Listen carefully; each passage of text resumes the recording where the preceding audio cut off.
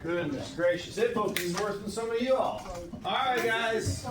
First thing, I've already got a minutes tape. Oh, a little heavy on the hand there.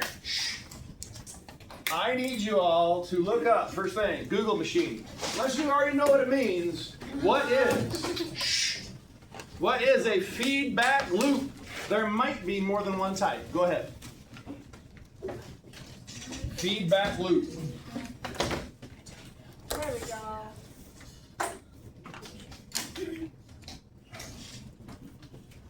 If you found it, great. See if there's more than one type. And then maybe see if you can put it in your own words or simplify, make the definition more concise. Do we know what the word concise means? Concisely. Quick and to the point, right? So specific. Direct and to the point. Getting a point across, maybe with fewer words, without losing accuracy though.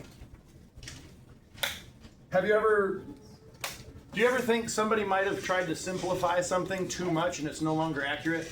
So don't do that.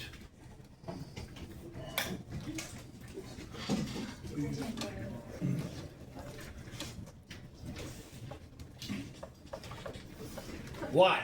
Is there a quiz I can take? Probably. Were you not here Friday? No. Yeah, you missed it. Yeah, you just get a 0. Oh. Could you come in tomorrow during advisory to take it? Yeah, no. Perfect. Be ready to take the quiz. It is on composition and temperature difference of stable stars versus guest stars. It's in the daily tracker too. Everybody good? Everybody have a chance to look that up? Everybody have a good definition of feedback loops? What is a feedback loop? Could somebody tell me how many types there are? 2, maybe. 2 types. What are they? Positive and negative. Positive and negative. So can I just go like this? Yeah.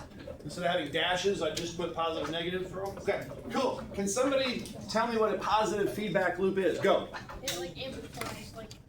Okay, so in a positive feedback loop, something is produced by a process, yes? And that thing that is produced makes the process happen more. So then the process happens more, which makes more of the thing that makes the process happen more.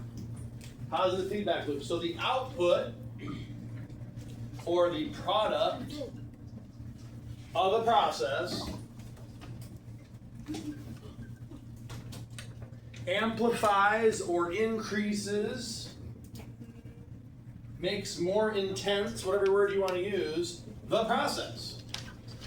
Can someone give me an example of a positive feedback loop?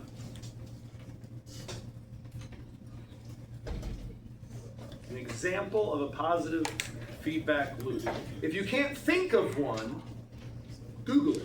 What do you got? Like, if you have money and you like reinvested it and make more money. Is that what Google said? No. No. What? I don't know. Did you? Look. So like, no. What would you think? Right? What? Yeah. I said I don't know. Why don't What you you look? said? It's not what you Look. said. Come on in. Have a look around. What? Fruit ripening. Fruit ripening. Oh, okay. I like both of them. I didn't ask for another one, but I got 2 now. So we have compounding interest.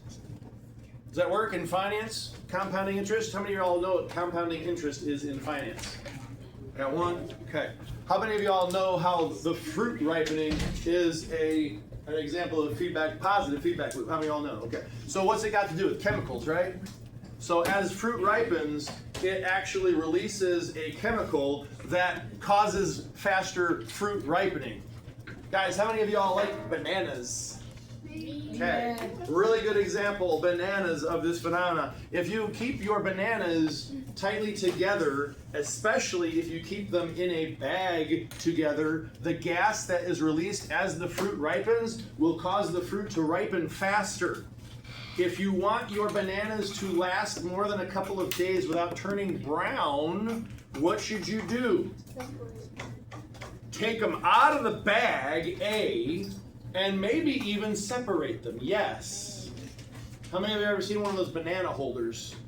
To make that work, you have to take. Now, is there a case where you might want your bananas to ripen faster? Yeah. What if you're buying the bananas specifically to make banana bread? Do we like almost greenish, just barely yellow bananas for banana bread? No, you want overly ripened bananas, yes?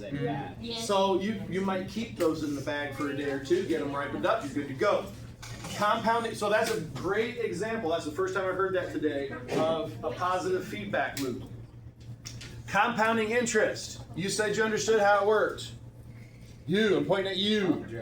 Explain to me, how does compounding interest work? When you put money into a bank account with like interest on it, the bank pays you like 4% a year on it. Depending on what kind of account it is. If it's 4%, it's probably like a CD or something. Does everybody know what a CD is? Yeah, it's like a thing you put in a computer and it like. No, records. no, not a compact disc. A financial product, a CD. What's a CD? You put in like a certain amount of money and promise that you won't take it out until a certain day to raise your interest rate. Yeah. So that certain day you're going to take it out. It's pre-planned. So let's say, for example, you got $1,000 you don't plan on using. You're highly sure you're not going to want to use the money for at least a year. You might go to the bank and say, hey, what are you paying on certificates of deposit right now? That's what a CD is. And they'll say, oh, 4 or 5%, whatever it is. You say, that sounds good. I'd like to open a certificate of deposit. So basically you're purchasing a certificate of deposit that says at this date, a year from now, hey, you put in $1,000, we're gonna give you your $1,000 back plus interest. And that interest might have compounded quarterly, it might have compounded monthly, depending on the terms of the certificate. Does that make sense? Now, at the end of the year, you could take your money and walk. Instead of having $1,000, you might have $1,100, okay, depending on the interest rate. Or you might put the larger now amount into another CD. Guess what? Even if it's the same interest rate, after 1 year, it's going to be more than what you got the first time after 1 year. It's going to what? Increase. Oh. Winter term. Something that starts small and grows bigger. Grow. If you're rolling it on the ground, it snowballs. Anybody ever build a snowman? Yeah. Do you want to build Do you want to build a snowman? Yeah. Okay. Jason does. So, guys, all those are good examples. So with that compounding interest, the process, Ramirez, the process is compounding interest. The product is more money. More money accelerates the process, so you get more money. Okay? Very good. How about a negative feedback loop? How would I change the definition very quickly to make it a negative feedback loop? Is there one word in my definition that I could change that would change it from positive to negative? Go ahead, Hanson. Decrease. Decrease. Just if you just change this one word, it flips it, right? From a positive feedback loop to a negative feedback loop. But I'd like to add that a negative feedback loop will also regulate. So instead of having like almost an exponential growth in the process because of the positive feedback loop, it kind of flattens it out. Does that make sense? Yeah. Okay, so a negative feedback, and we're going to see an example of that. Does anybody already have one? Go. Temperature. Temperature of your body? No, Would like in a home. Oh, in the home, thermostat. Yeah, so if the temperature starts to raise up a little bit in your house, like middle afternoon when the sun's really pounding through the windows, warming your house up, the thermostat will see, well, depending on if it's mechanical or digital. The old mechanical ones, there was actually a metallic spring that as it heats up, it would open up the spring a little bit. The metal would actually expand slightly, which would flip a switch to turn on the air conditioning to cool the temperature of the house back down. Negative feedback loop. Or conversely, if it was in the wintertime and it's nighttime when it's usually the coldest, that metal would contract as it cools down and would flip the switch to turn the heat on. Does that make sense? That's how an analog works. A digital just, well, it's digital. It reads the temperature and then electronically throws a switch. Yes? blood sugar? Blood sugar, your body, if there's a spike in your blood sugar, what does your body produce to regulate that? Insulin. Insulin. Okay, that is a great example of a negative feedback loop. Absolutely. We're going to see one more. Great. We've got feedback loop, guys. If I am organized for that day, what do I like to have up for you even that same day? The daily tracker, right? So first thing today is the feedback loop. We've got it. Next thing is Google Drive organization. Go ahead and open up a new tab. Quieter-ishly is better. Okay, because we do have a recording. I'm not wearing my special fancy mic set. All right, so you open up a new tab. You guys call this a hamburger or a waffle? A waffle. Definitely a waffle. I see a hamburger. You got the top, you got the middle stuff, and you got the bottom of the bun. All right. The waffle has the no squares. Hey, yeah, you're looking at it from top or bottom. I'm looking at it from the side, so it's a hamburger. All right. Whatever. The 9 dots. Guys, the 9 dots. Click on it. And scroll down until you see the triangle that says drive. Click on drive. I can't drive yet. Click on drive. Good grief. Somebody's got jokes. At least you're fun. Alright. Now, I understand that there are 1 or 2 advisory teachers out there that helped you establish an organization system within Google Drive. I understand that some did not. If you're already set, great, you're gonna know what I'm doing and be like, yeah, I'm already set up that way, okay? For the rest of you, your paper stuff, you've got a notebook and a folder, or you have a 3-ring binder to organize your stuff in, yes? I hope so. But it'd be good if we had a digital organization system too. So here we go. We're gonna go to new, top left, click, new folder, click it. Right here where it says untitled folder, type in 2026-27. That's this academic year. And then create. So you will have a folder for this year. Once you have done that, go to that folder and open it. You'll see My Drive, 2026-27 folder, and this one, if you just made it, it's going to be blank. What do you mean what? Am I going too fast? A little bit. Wait, yeah. Okay, if I'm going too fast, but your neighbor is where I am, ask your neighbor, how'd you get there? Now we're going. How do you open the Do I need to back up? Back up and punt? To calm down. So you go, once you're in Drive, so if I'm in Drive, guys, whoops, home, right? I go to new, Actually, shut up. I go to new folder, I type in 2026-2027 right there. Once you have 2026, 2027 right there, you click create. The extra talking needs to stop. If you are talking to your neighbor, like, because they figured it out and you didn't, that's fine. So click create once you have 2026, 2027.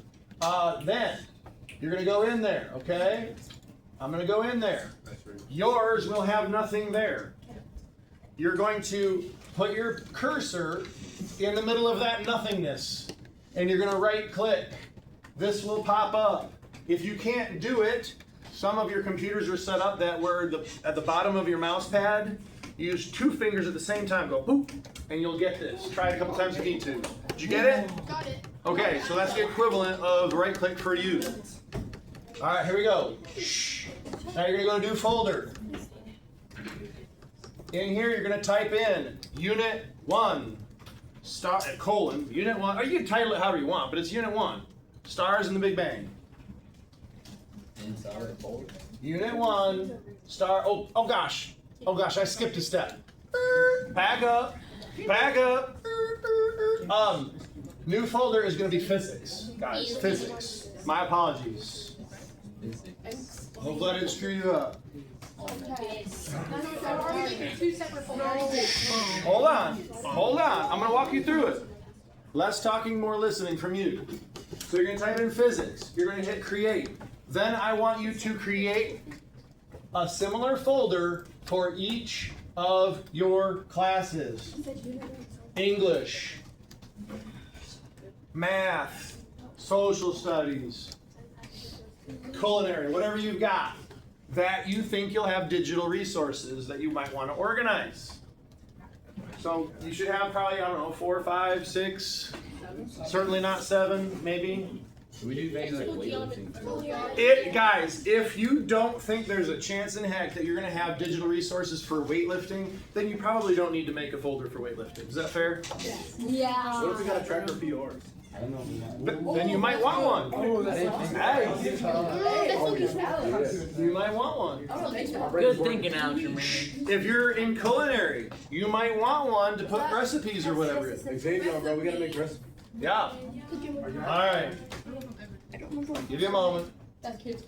Once you've got all your classes, double click on physics. Social. Geography. Health, yeah, you need one for that too. Health stuff, you just show Yeah, take a second, set them up. My dad doesn't know how to use a computer. Yeah, well, it makes me write down a lot on paper. All right, extra conversations, just get it set. You're on my last class. My dad doesn't need anybody. If you need help, see if your neighbor can help you. If not, call me over. Hey. No, you're not using my Oh, I forgot my social studies. Don't forget about social studies. Wait,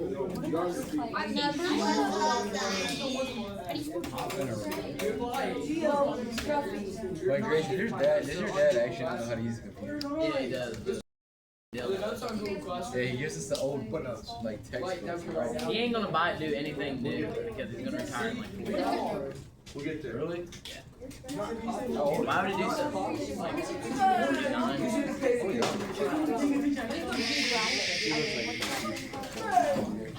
Guys, remind me. I want to address that. Okay, remind me.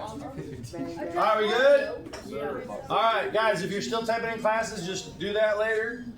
Go back to the physics folder. Okay, so if you're here, double click into physics right now. And then Get in there. You're gonna right click again, new folder, and you're gonna title it Unit 1 Stars in the Big Bang. So create a folder in physics titled Unit 1 Stars in the Big Bang.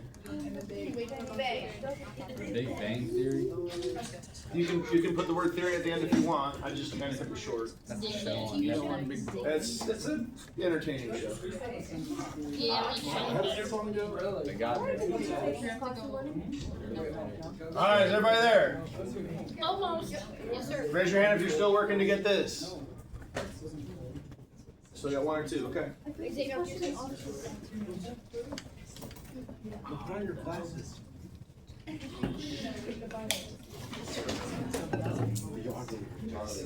All right, guys. So, this folder, you will put things in this folder from this unit to include. I'm talking to you now. You're supposed to remind me, okay? I'm talking to your question now. You can put, if you're taking physical notes, how many of you all take written notes? Hopefully all of you take some written notes. How many of you all take written notes, but sometimes you forgot your notebook, so you take it on a scratch piece of paper? How many of you all have then ever lost said piece of paper, and now you don't have your notes? So here's what you can do. If you were taking notes on paper, and it's not in a nice notebook, or even if it is, what can you do to that piece of paper? Take a picture of it and stick the picture in here. Right? Okay, cool. Now, we sometimes will have digital resources. Hello. Hi. We'll have digital resources that we want to be able to work with. So check this out. Go to your Google Classroom, 6th period, and you'll see in the stream I posted this morning life cycles. You can also get to that by going through the classwork tab, scroll down to the unit, life cycles. If you click on it, you'll see there's a few documents in there. The second one right here, if you click on that, it's life cycle V1. Open that up right now. It says life cycle V1. Life cycle V1. So we got our organization piece almost done, almost.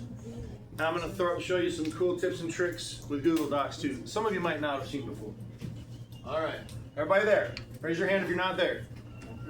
Get there. Google Classroom. In the stream, life cycles. Second document is V1. Life cycle V1. Okay. Shh.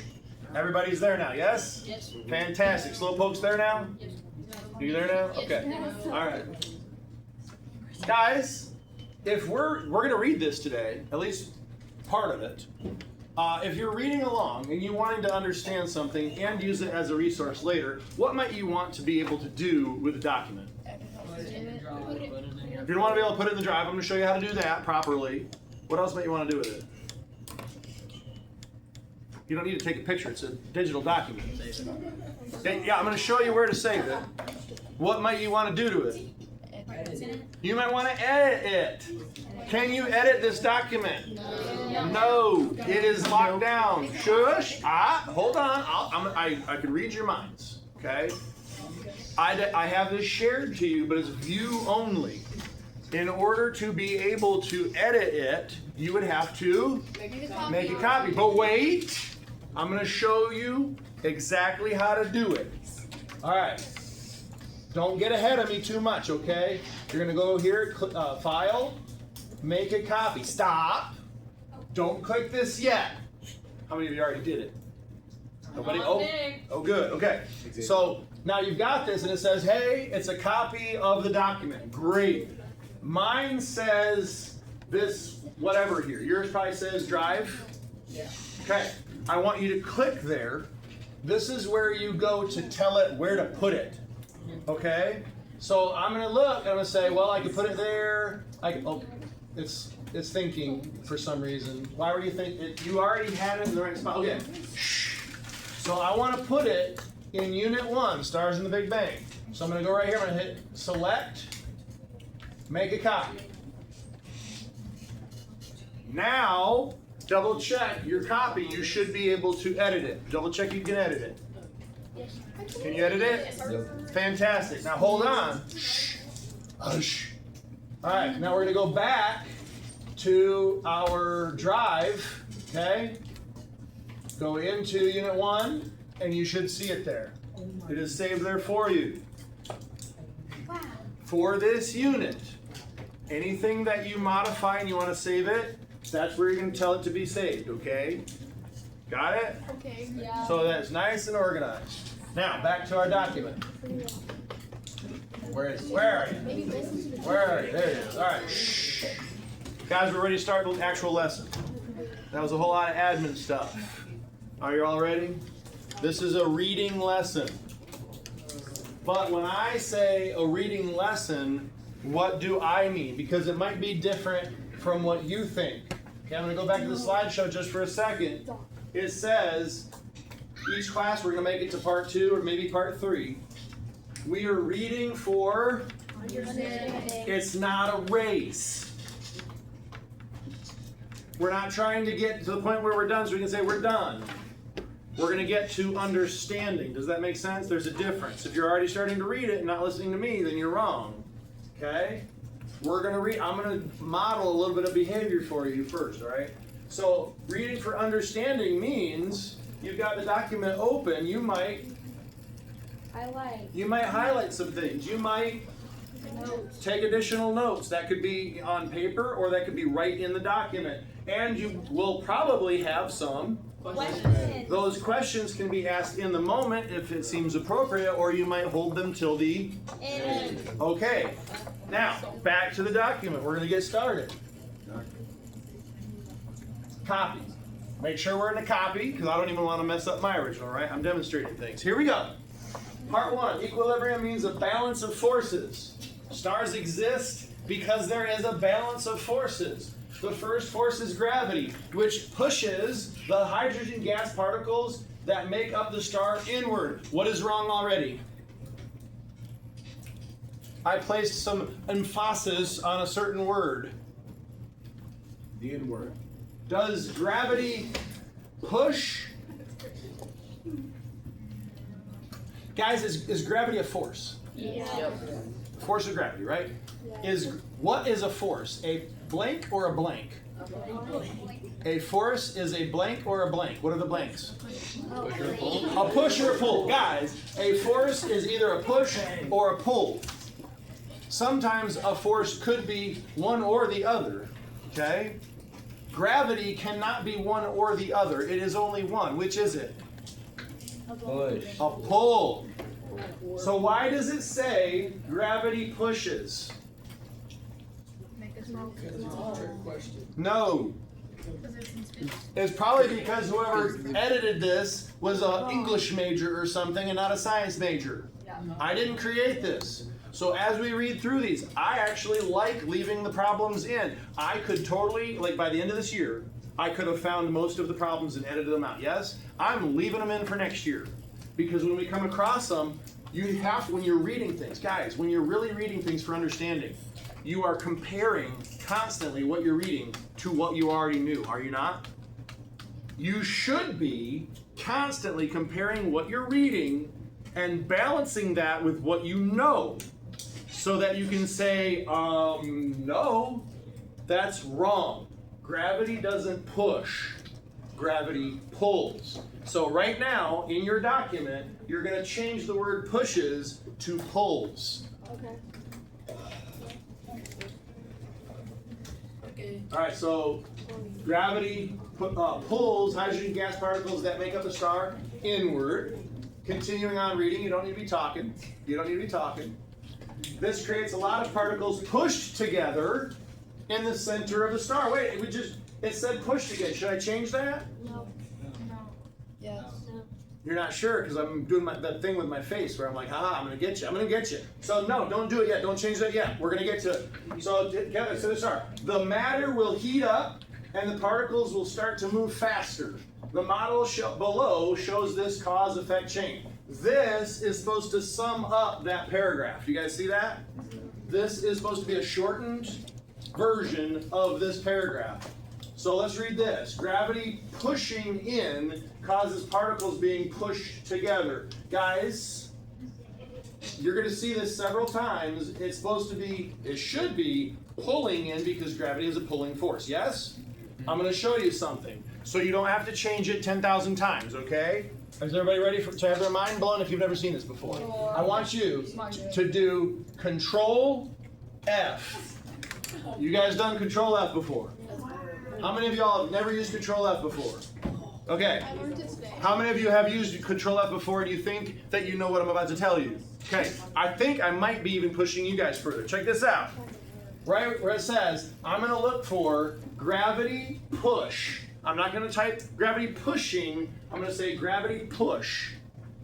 So I'm going to type that in. Gravity push. Okay.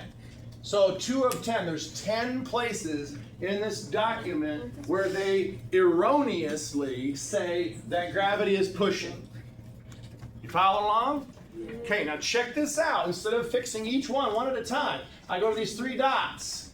I click on replace with, and I type in gravity pull. Do I need to back up? Are you good? Got it? So Control F, type in the thing you want to change, gravity push, replace with gravity pull. And then I'm going to click replace all. So anywhere it sees gravity push, it replaces it with gravity pull. Same. I didn't even know that was a thing. You didn't know it was a thing. Now you do. So if you make a mistake in a document over and over again, let's say you're writing a paper for whatever class, and the teacher, usually a lot of teachers, they'll correct the first instance of that mistake, and then they expect you to correct the rest of them from there, right? They're going to identify the problem for you. So when you're editing it, you'd say, oh, I made the mistake there. I probably made it somewhere else. Type in Google Find, or Control F, to find all the spots you made the mistake, replace it with what they said you should replace it with, if they made a suggestion. Okay. Stick that in your forehead for later. You might need it, okay? Those little tidbits of skills. All right, now I'm going to go back up. And my document has been repaired as far as that goes. By the way, guys, That's the only thing in section 1, or part 1, that I found was wrong. Does that mean it is the only thing? No. Okay. It's just what I found so far. So I'm going to go ahead and read. I just did it. I just modeled the behavior, yes? Yeah. You read the paragraph, you look at the summation or the compressed version, the model they call it, and then you got to stop and think about what it means. Highlight things, boldface things, whatever you need to do, and then move to the next one. If you have a question, write it down or ask me. If you're writing it down, we're waiting till the end. I prefer waiting to the end because you're going to do the rest of part 1, either by yourself or with a partner. Ready, go. Haley, orange or soda? Here. Yeah. So we're looking for Hey, you wanna come join us? yeah, sure. Carry it over here. Gary's Is this invisible? You're already on front now. Because this is just breaking down. So you're working for Read it.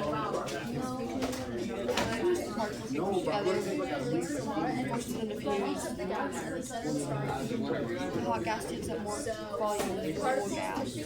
Hot gas is made outward yeah. You can do this to my program.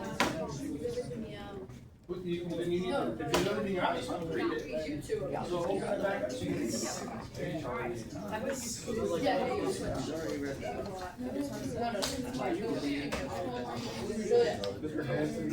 When can I take my? When can I take my quiz? well, have you had a chance to look back over the materials? Remember, you need to understand the difference in composition and temperature between a stable starter and a gas. And I'll probably do it just like verbally. Just ask you. Running that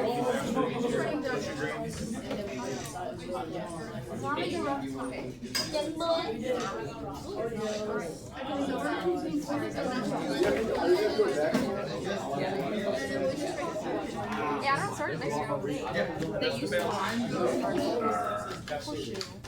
When Jocelyn gets back there, use the restroom. Sure. Hey, after she gets back in, I use it. Sure. All right, guys. Did I explain?